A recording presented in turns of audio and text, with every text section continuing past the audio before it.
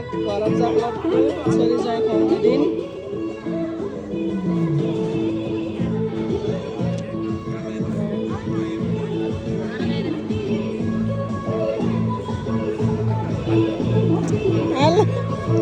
हाम्रो घरको सबभन्दा ठुलो छोरी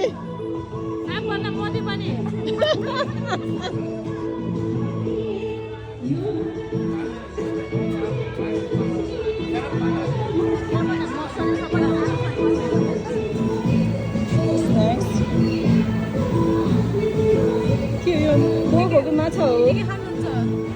के हो यो बोगो तर्को म आफै हाल्छु है ए हो तर अलिक कम गर न है ए खुसबी र के अरे तिम्रो नाम के अरे दालिसा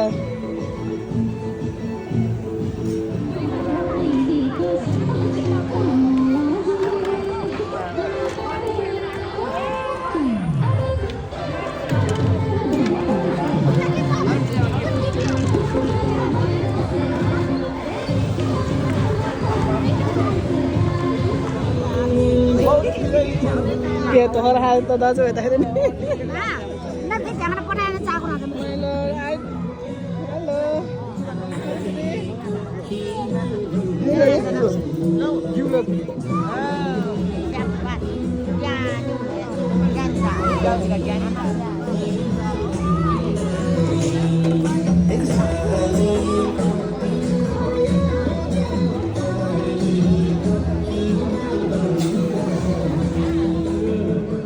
यति रमाइलो भेट कुरोलाई धेरै पहिलादेखि नै पुर्खादेखि नै गाउँदेखि सहरसम्म पोखरामा हो भने एकचोटि हाम्रो तल्लो भाइको छोरी चाहिँ खुवाउँदाखेरि अहिले 700जना मान्छेसम्म पुग्छ अरे हामी 7 दाजुभाइको परिवार पनि हामी 80जना रहेछ आज चाहिँ हामी 80जनाको माइती चेली माइती गाई बान्धवहरू नानीहरूको हाम्रो भेट भएको छ गर्दा चाहिँ सबैलाई हाम्रो दाजुभाइ अग्रजहरूको मान्छेहरूको तर्फदेखि र हाम्रो तल्लो भाइ दाजुभाइको तर्फदेखि हामी छोरी ज्वाइँ नाता नातिनीहरूलाई एकदमै न्यानो स्वागत छ हाम्रो घरको र यो माघे सङ्क्रान्ति मलाई जहिले पनि मलाई याद आउँछ हामी सिडीमा अहिले मेरो घरको छेउमा हिउँदो बोट हुँदाखेरि माघे सङ्क्रान्ति आउँथ्यो ओको माइतमा खाना खान जाने हामीलाई कति रमाइलो हुन्थ्यो माइतमा जाँदाखेरि हाम्रो बाउहरू झ्यालिनहरू बाजेहरू कान्न र सिक्का र भाँडा लगाएर अनि चौबन्दी लगाएर आनन्द साथै छोरी ज्वाइँलाई अनि रोटी तरुलसँग चाहिँ छोरी ज्वाइँहरूको आगमनमा उनीहरूले बसिरहेको हुन्थ्यो गर्दा चाहिँ त्यही सम्झनाको लागि हामीले गाउँ छोडेर पनि पोखराको दाजुभाइको पोखरामा फुटबलको फुटबलमा काठमाडौँको काठमाडौँमा त्यही हाम्रो छोरीहरू दाङमा छ दाङको दाजुभाइले दाङमा हाम्रो छोरीहरू पोखरामा छ पोखराको दाजुभाइको पोखरामा पोखराको हाम्रो छोरीहरू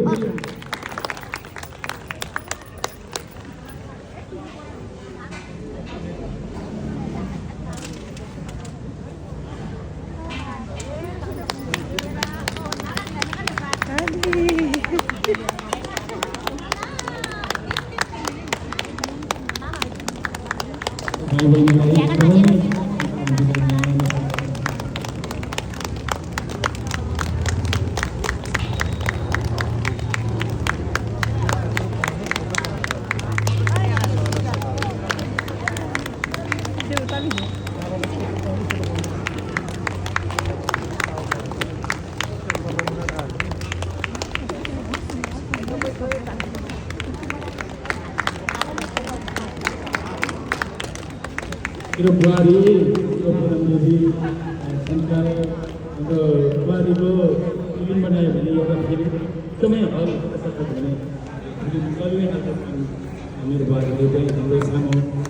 चाहिँ गरेर देखाउनु भएको छ मेरो बुहारीलाई मनाइदेखि बनाउनु चाहन्छु यति धेरै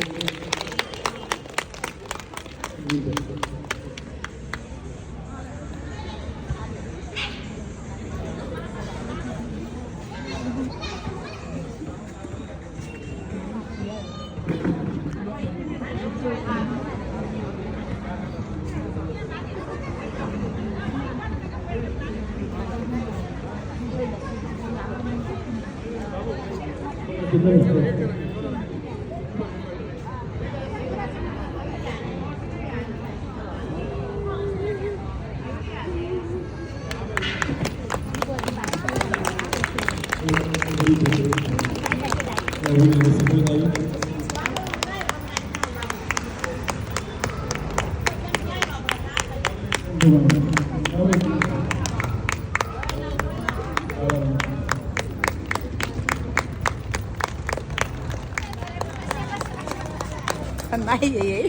तर खिचन हेर न त 11 मा चाहिँ अहिले सानो मेरो अङ्कल आन्टीहरू बहिनीहरू भाइको सानो तपाईँहरू चाहिँ विशेष गरेर कति मान्छेले मेरो अङ्कल मेरो सानो उनीहरूले साइनो के भन्छ भन्ने थाहा छैन कतै चाहिँ यस्तो गऱ्यो भने नानीहरूलाई पनि फुटबल खेलेर त हामी काठमाडौँ आयौँ हाम्रो मान्छे कोही छैन रहेछ क्या हो जसो लाग्छ भने नानीहरू हेर हाम्रो परिवार यति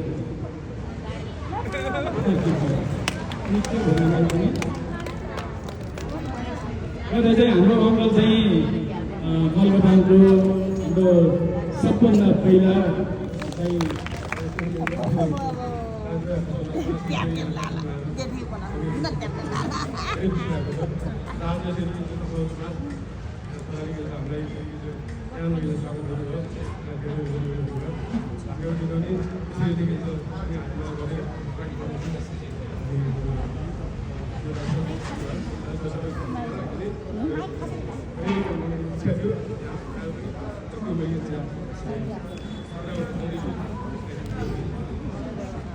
बिस्तारै बोलिहाल्नु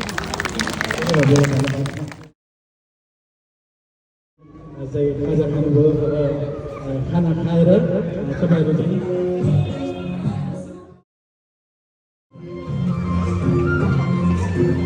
Gracias. अहिले खाना हुँदा